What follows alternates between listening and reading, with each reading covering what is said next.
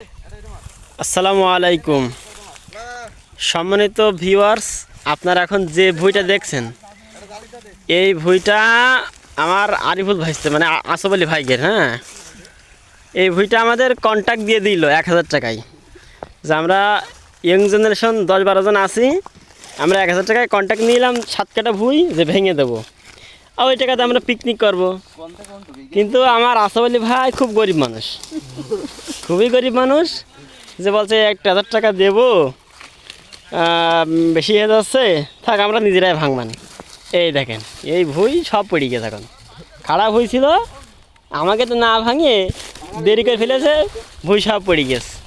এখন এই যে আমার আরিফুল ভাই একা একা কষ্ট করছে, আমাকে দিল না, এই যে সব পড়া ফুটটা দেখেন সব পড়ে গেছে। এই কিছু কিছু গাছ খাড়া আছে, এখন কষ্ট করছে আমার আরিফুল ভাইতে। 1000 টাকা দিলে আমরা কিন্তু 10-12 জন ছিলাম, ভেঙে দিতাম কি আরিফুল ভাইতে।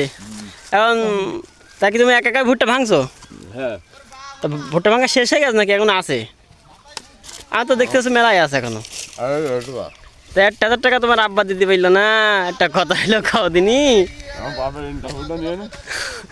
তো দেখছেন এই যে ভুই এখন ভুট্টা মেলা ভুট্টায় আছে, তখন আমরা আসলাম দেখি আমরা ফ্রি বেকার দিয়ে দিই নাকি, কি আর করার। 1000 টাকা দিল না, যাক আমরা ফ্রি বেকার দিয়ে দিই।